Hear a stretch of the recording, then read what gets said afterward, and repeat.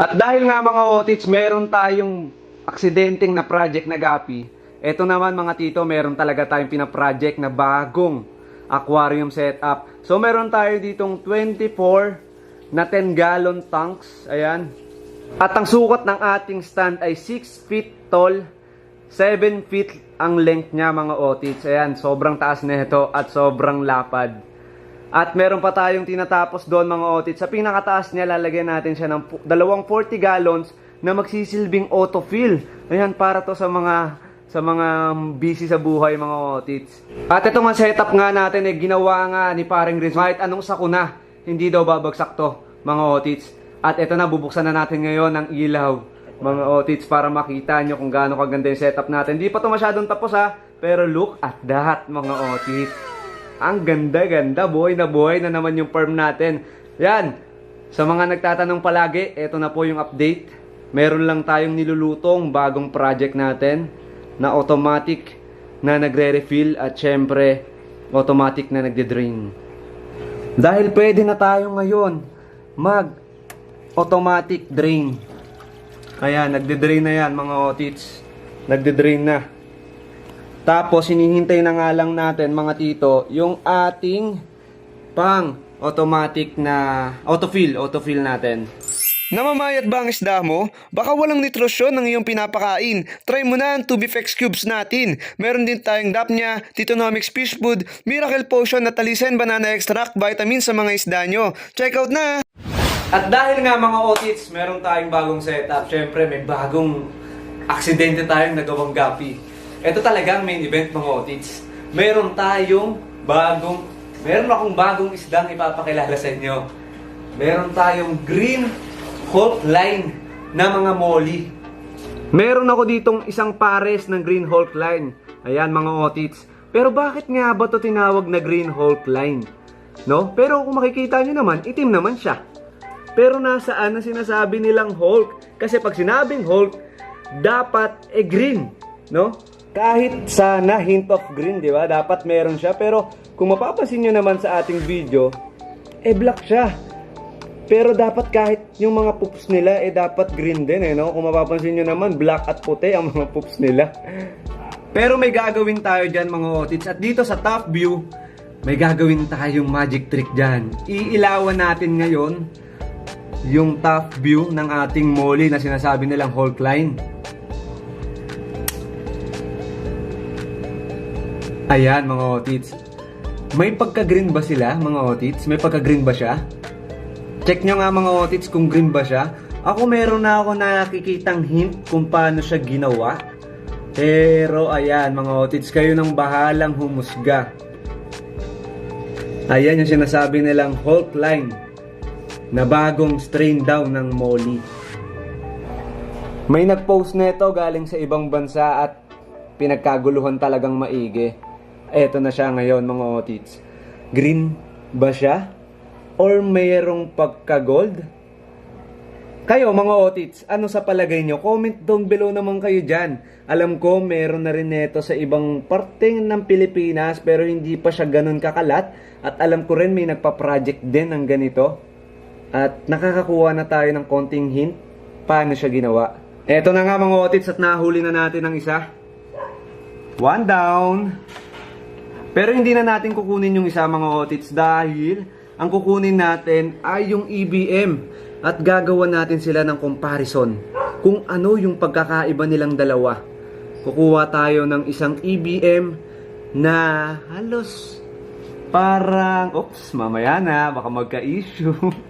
Eto na mga otits at iilawan natin yan doon. Gagawa natin sila ng magandang review.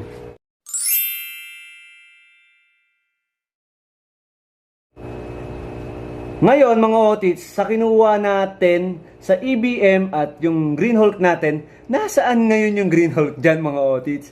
Parang nagkaroon patuloy ako ng dalawang babaeng Green Hulk. Ayan, nasaan ang green dyan mga tito? Kaya magkakaroon talaga kayo ng palaisipan kung paano ginawa tong Green Hulk na to. Ilawan natin to at ito yung Green Hulk natin. Ayan, pag iniilawan siya mga otits, may iridescent siya ng pagka-green at pagka-gold.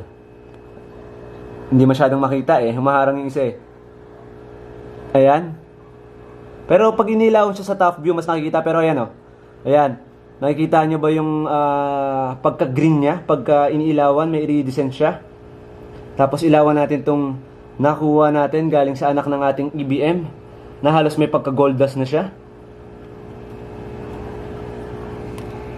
Ayan mga otits.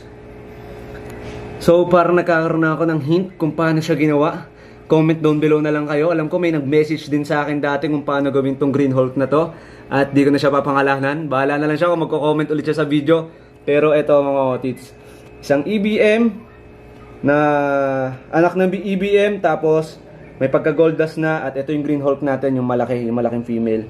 Pag iniilawan siya, tsaka lang siya nagkakaroon ng hint ng pagka-green na kulay. Pero mas kita siya sa top view, no? Mas kita yung pagka-green niya sa top view. Unlike pagka nandito sa side view, yung ilaw. At dahil nung Pasko, maraming pera yung tao mga otits.